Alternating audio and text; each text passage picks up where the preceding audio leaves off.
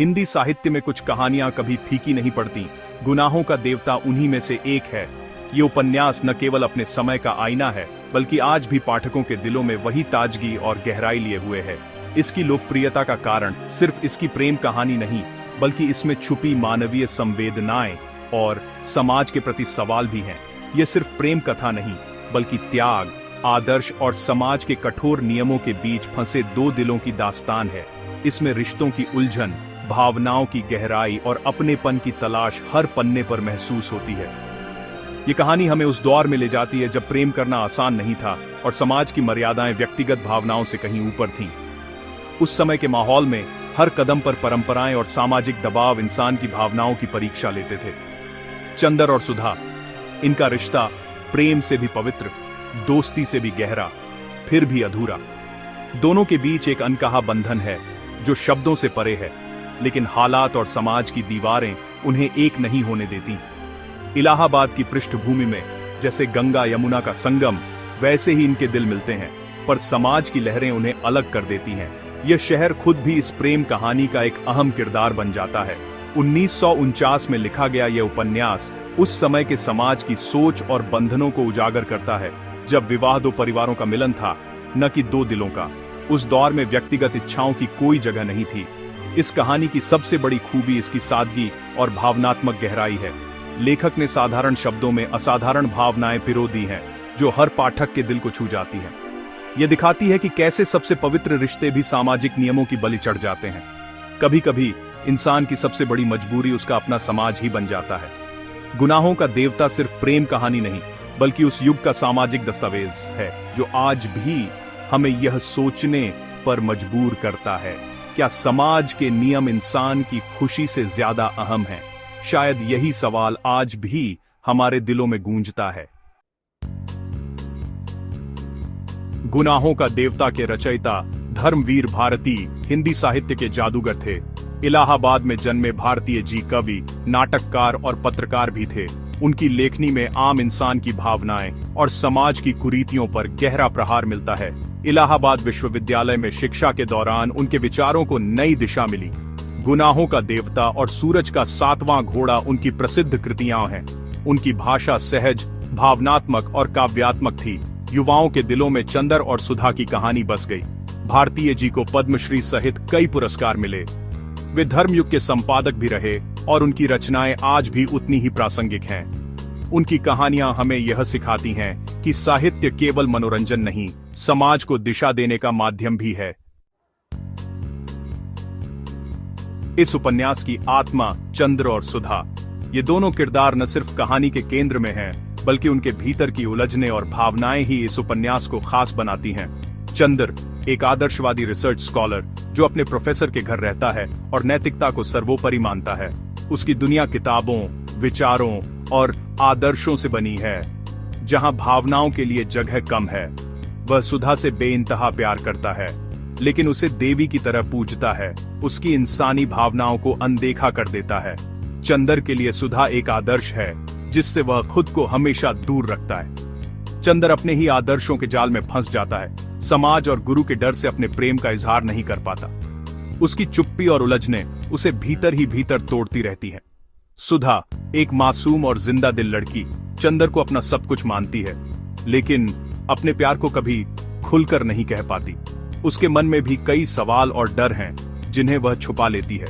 वह भारतीय समाज की उस लड़की का प्रतीक है, जिसे अपनी भावनाएं दबानी पड़ती हैं और बड़ों के फैसले स्वीकार करने होते हैं। सुधा की मजबूरी और उसकी चुप्पी समाज की सच्चाई को उजागर करती है। सुधा का प्यार ज्यादा स्वाभाविक है। वह चंद्र के साथ सामान्य जीवन चाहती है, लेकिन चंद्र के आदर्शों के आगे उसकी खामोशी और दर्द पाठकों के दिल में गहरी छाप छोड़ जाते हैं। दोनों की अधूरी चाहतें और अनकहे जज्बात इस कहानी को और भी मार्मिक बना देते हैं। कहानी की शुरुआत चंदर और सुधा के गहरे सहज रिश्ते से होती है, दोस्ती से भी आगे, प्रेम से भी पवित्र।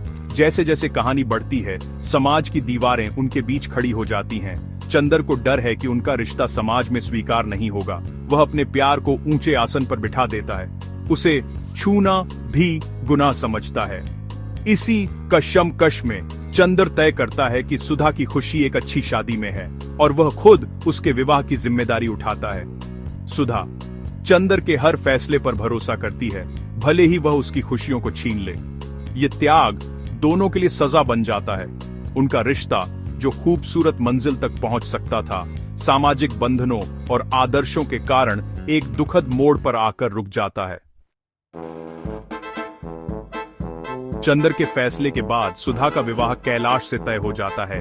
परिवार में हलचल है, हर कोई शादी की तैयारियों में व्यस्त है, लेकिन इस खुशी के माहौल में एक अनकहा दर्द छुपा है।